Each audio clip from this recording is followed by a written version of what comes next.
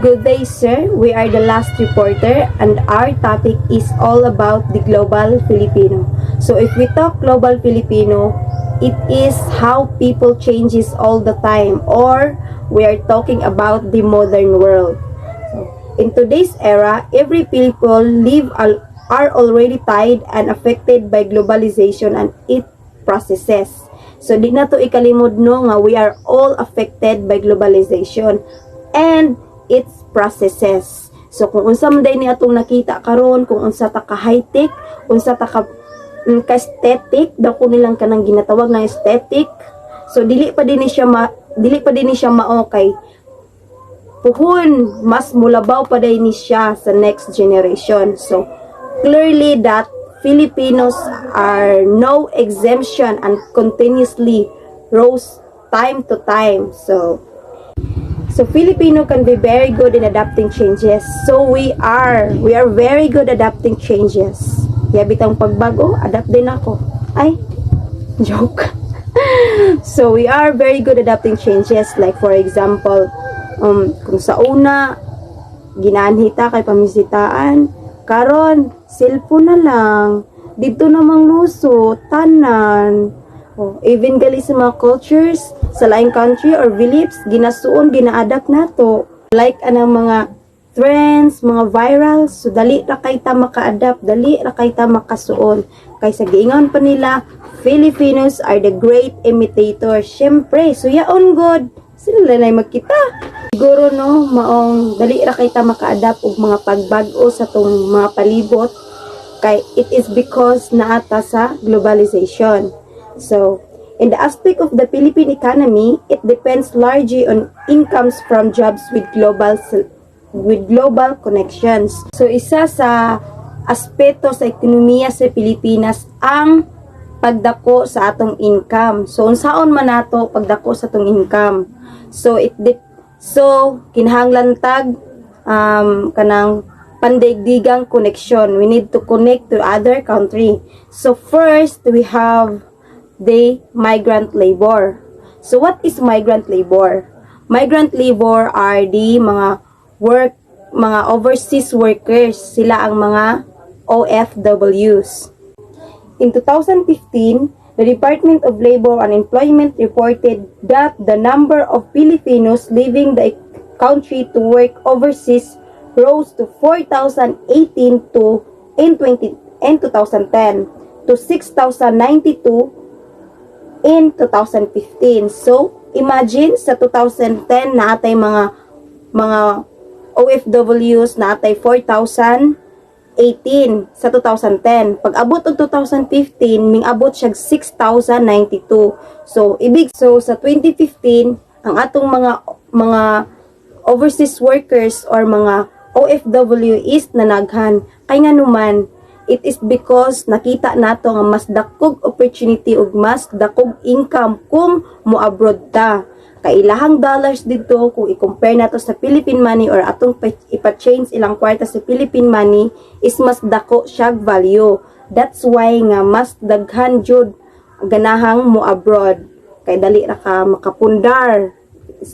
Siyempre, dali ka makapundar, makahatag kag mga panginahanglan si mong pamilya kaysa sa naman diri sa Pilipinas nga mubo ra kayo opportunity, gamay pa kayo kita like sa other country. So di man no sa pagdaot no, pero mao jay kamatuoran nga ang mga domestic helpers bitaw dito halos maura diri sweldo sa mga teachers. Uban gani mas dako pa ang domestic helpers. So mao jay rason nga nung daghan ang ganahang mo abroad. Kung mo-abroad po ka sa kung gingon ganiha nga, Filipinos are very good adapting changes. Diha pod, makonect na siya. Diha pod kung moadto kag laing lugar, makipagsapalaran ka. So, you need to adapt the changes. Kinahanglan mo i-adapt ang mga pagbago sa imong mga palibot. Rappler published a report that OFW sent back 25.8 billion in 2015. So, ganiha, gaingon nga, 2015, dali ra kay ming taas ang mga nangabroday. So, 2015 pod nagpublish si Rappler nga daghang gipabalik nga mga OFW is because nanaghan og nanubra ang atong mga OFWs workers. So that's why ang uban gipabalik, gipauli. So na sa mga 8.5% of the country gross domestic products. According to Axela L. 2017 and 2015, BPO operation yielded $24 billion. Combined, these two economic activities have flowed over $51 billion into the country's national coffer. According to him, BPO is also a sources and economy. We already know that OFW is the one of the source and big contribution to the economy. So the second one is the BPO. Kasi nga, BPO is the way or a subset to our outsourced desk. It's provide a support for other companies and other businesses. That's why BPO, it has a big contribution to the economy. And the third source of the national is comprised of exports.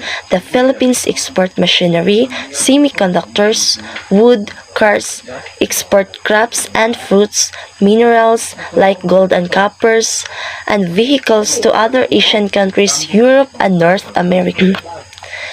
Philippines, mayaman tayo sa agrikultura at mineral like gold and copper.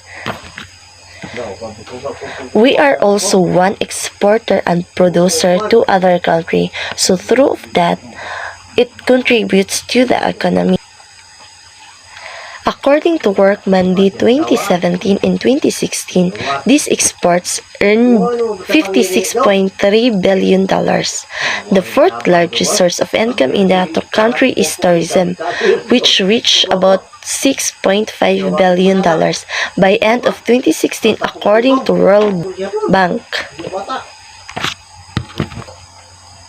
Added to the $51 billion from OFW and BPO earnings, the total revenue of $113.35 billion makes the Philippines the largest economy in the world. We observe naman na dinadayuhan tayo ng mga maraming turista because we have lots of tourist destination and tourist spots. So, we earn from that $6.5 billion by the end of 2016 according to the World Bank. So, don't forget, first source is the OFW, second is the BPO, third is the export through agriculture and minerals, fourth is the tourism. So, that's all. Thank you. So, the cultures imported to the Philippines are not just an American. Remember, the country is so diverse and that makes Filipino a unique nation. The country has adopted Japanese, Korean, and even Mexican popular culture, notable in teenage boy and girl bands, K-pop, K-drama, J-pop, and J-drama, etc. As well as various Mexican telenovelas, Marimar, Maria del Barrio, Salandan, etc. Returning OFW or migrant families who came back to the country from abroad bring back various practices and costume of the countries they had been to. According to Yuminda Y 2019, Filipino living or working in Japan after their clothing styles to look and act more like Japanese. Aside from that, many Korean. So, based on the text that what I read, it's all about Filipinos, nag-adapt sila sa Korea and Japanese and etc. So, ang example is mga FW. For example, nga ka sa Japan, nagtrabaho. So, sa Japanese, kinahanglan nimo ma-adapt ang ilahang mga clothing style. And another example, it's Korea. So, kasagaraan mong sa generation karon no, gina-adapt na ang mga fashion sa Korea, ang nag-adapt na ang mga Filipino, makita man dyan nato, diba? Fashion statement were already used as followed by many Filipinos in old age. The Korean and Japanese language are attractive to learn, and these are all coming from the influence of the TV, dramas, and other media platform. added also the fact that most of the people today have a various and easy access on the different social media platforms and internet, which plays the vital role in today's society. That there is a greater attempt to preserve Filipino culture. Filipino-American artists, for example, have revived they use of the kalentang and instrument associated and moros and of Mindanao. So, usa ang Korean ug Japanese nga attractive nga languages ug etc. napay daghan. Then kasagara manggod karon sa mga mananaw og K-dramas ug G-dramas kay ma-apply jud nila no ang mga language nga gipanggamit no kanang sa mga movie nga pangtan-awon. So mao punay naka usa sa mga Filipino nga gi-adapt nila diri ang sa Philippines ang kanang nga mga language. Then usa sa kanang the way nga mo kontakta sa taga-laing nasod through messenger o lain pa nga mga apps nga pagagamiton gamit ang internet. So ing ana naka high-tech karon no maka-communicate na ta sa taga-lain nga nasod through internet. Dako jud kay katabang nga internet karon. Then asa sa pwede ka makig-friends sa mga taga-laing nasod, like makig-chat-chat ka sa mga taga-America o sa mga taga-Korea, then mo nang ma-adapt nila ang atong language ug ma-adapt pa pud nato ang ilahang language. So, hi and good day. So for today's video, we'll talk about drugs. There are two kinds of drugs, the good and the bad, or the illegal drugs, and we will focus on illegal drugs. So this consists of the informal economy of the country, which still survives because of its regional and global connections. So kung ko tag drugs or illegal drugs or ginatawag og shabu, dili dyan na siya madali-dali ug kawala sabot ng ang ato ang country is naay connection sa lain usab nga country ug usab naa dito ang punuan o ang producer niya ng mga butang. Kung dili mawala ang punuan, dili usab mawala ang sama. So most of us is gusto na dyan mawala ang ginatawag nga shabu kay usa ka na siya nga makadaot sa atong lawas. So ang uban nga nagagamit niya na is naganiwang, ang uban sab nangabuang na. So gusto nato na mawala na apan ang uban nga nagagamit na is dili gusto nga mawala na nga butang kay base nila is mauna ang ilahang gamiton para naa sila'y igong kusog o kanang dili sila dali kapuyon sa ilang mga trabaho. Mao na ilahang main reasons. So, in that sense, the global connections of the Filipinos cannot be easily deterred despite of the warnings of the nationalist Filipinos on the effects of the influence of the foreign culture, especially the Western culture. The Filipinos continue to hold the West in high regard without realizing the corrupting influence of the West. Siya ang sumpay sa topic report nga the Global Filipino.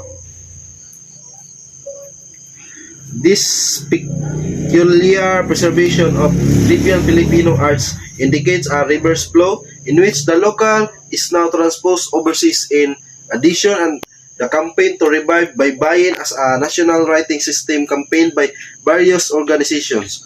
In fact, a House bill was filed by Pangasinan Representative Leopoldo Batayoel in 2018 named House Bill 10-22, whose desire is to preserve and promote Baybayin.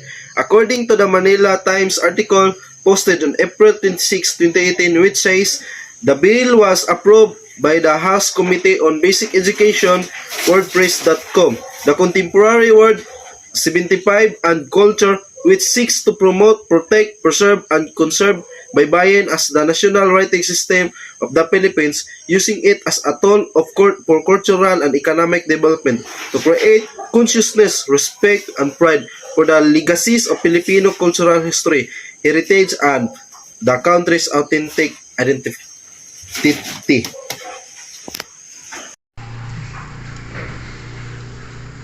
Filipinos have no choice but to accept this globalized world.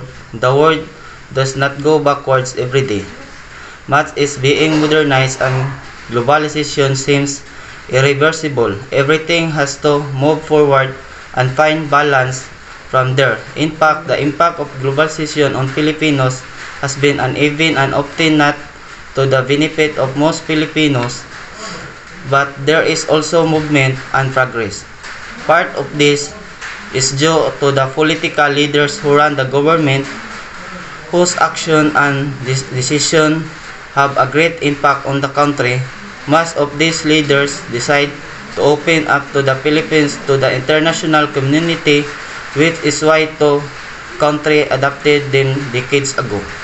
As mentioned, it is no longer possible to go back to the past. So the country only option is to move into the midst of globalization and look ahead. Governments led by the leaders and people themselves must balance and imbalance of globalization. They should work to ensure that the benefits of globalization are always present, thereby enabling Filipinos to live a better life.